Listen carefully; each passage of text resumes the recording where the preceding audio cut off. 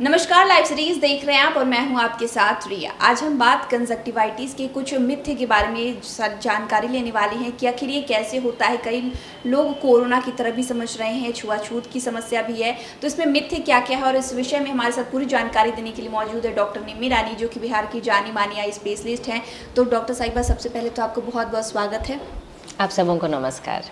Doctor साहिबा, देखिए कि कंजक्टिवाइटिस जो है तेज़ी से फैल रहा है, मरीजों की संख्या बढ़ रही है। कई गलत फहमियाँ भी लोगों को इसमें हैं कि अगर किसी को देखेंगे, अगर जिसको हुआ है उसकी आई कांटेक्ट में आते हैं तो हमें भी हो जाएगा, तो ये कितना तक सही है? ये एक बहुत सदियों से चला आ रहा है, ये एक भ्रम है या मिथ है कि जिसको भी आँख आया हुआ है, जो आम भाषा में हम कहते हैं, या जो आई फ्लू से संक्रमित है, उसकी आँखों में देखने मात्र से ये बीमारी का संक्रमण लग जाता है। ये बिल्कुल गलत है, ऐसा नहीं होता है।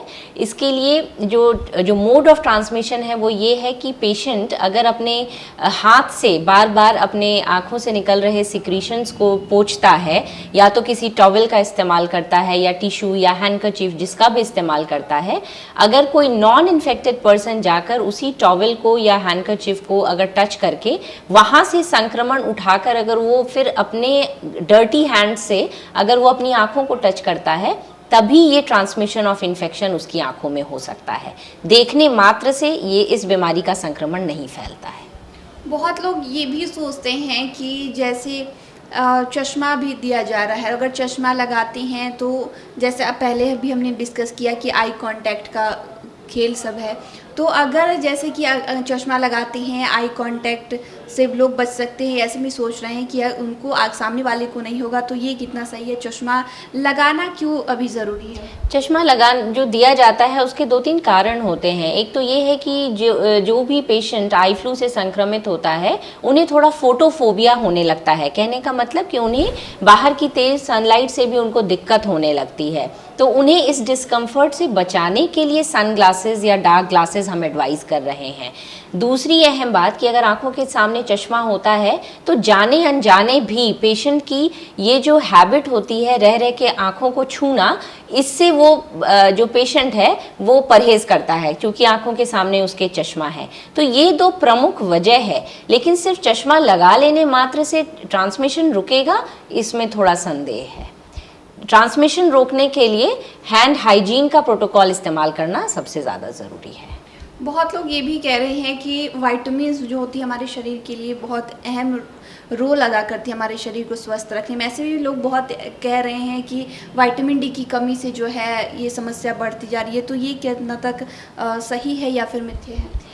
विटामिन्स की का जो रोल है वो हमारे आँखों के साथ साथ हमारे पूरे शरीर के प्रॉपर फंक्शनिंग एंड मेटाबॉलिज्म सब के लिए इसकी ज़रूरत तो ज़रूर है, लेकिन डायरेक्टली ऐसे कोई एविडेंसेस नहीं हैं जो ये लिंक करें कि विटामिन्स की डेफिशिएंसी की वजह से ये कंजंक्टिवाइटिस या आई फ्लू फैल रहा है। तो अगर लोगों को सही जानकारी अगर इसके बारे में हो, लोग जो जितने सारे उन्होंने मिथ्य के बारे में आपसे जानकारी ली है, एक अगर जागरूकता के लिए लोगों को बताया जाए, क्योंकि घर में भी लोग बहुत ज़्यादा ये कर रहे हैं, कोरोना की तरह जिसको जिस तरीके से लिया जाता था वैसे लिया जा रहा है, तो सही जानकारी लोगों तक कैसे पहुँचे? इसमें दो बातें मैं इस आई फ्लू के एपिसोड के बारे में बोलना चाहूँगी कि एक तो पैनिक करने या घबराने जैसी कोई बात नहीं है। हमने अभी तक जितने भी आई फ्लू के केसेस इस एपिसोड में देखे हैं, ये बहुत ही माइल्ड किस्म के इन्फेक्शन हैं जो कुछ प्रॉपर ट्रीटमेंट के बाद ऑटोमेटिकली स्वतः ही रिकवरी कंप्लीट तौर पर हो जा रही है। इसलिए there is no need to panic, पहली बात तो ये है। और दूसरा ये कि इसमें ये जो इस तरह का जो ट्रांसमिशन है, जब भी कोई पेशेंट उसको इनिशियल सिम्टम्स दिखें खुद में या अपने परिवार में किसी को दिखे, तो उसमें थोड़ा सा सोशलाइज करने से बचना चाहिए, ताकि ये जो ट्रांसमिशन बढ़ता चला जा रहा है उस चेन को हम ब्रेक कर सकें।